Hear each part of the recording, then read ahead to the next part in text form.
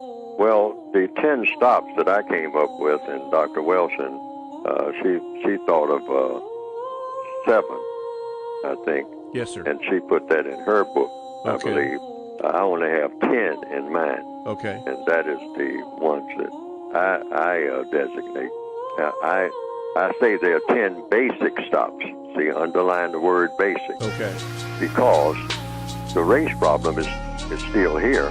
And the book goes, after I put the 10 stops in there, I could have just said, well, these 10 stops, that's my suggestion for solving a race problem.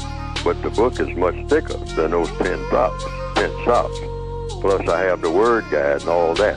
See, so what it is, it's an ongoing process until all questions and all answers have taken place in the universe, and we actually have the eradication of the system of racism. I mean, it's really gone and been replaced with a system of justice. This is the only time that you have what you call the complete code.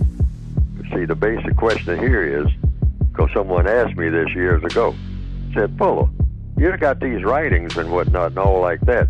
I mean, and you make these talks. Say, where is the complete code? Say, is the complete code in your book? I said, there's no such thing as a complete counter-racist code until racism no longer exists. I said, these are just suggestions. My book is just a list of suggestions and observations, just like it says on the back of the book, that these are, based on experiences of mine and observations and studies, and I make suggestions based on it. I observe, and then I say, okay, I'm looking at this. Now, what's the best way to approach it in my mind? And so I make a suggestion.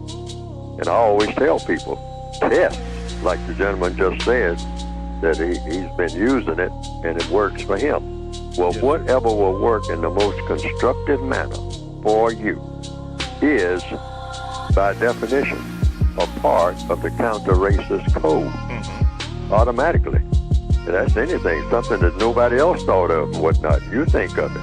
I always tell people, stand by your work. I mean, you can point out mine, but if you come up with something, you just simply say, now, this is my idea of what should be done. Anybody who's working anywhere to eradicate mistreatment of people and mishandling of things, including the environment, this is all a part of the compensatory code, because compensatory just means you're making up for what's missing.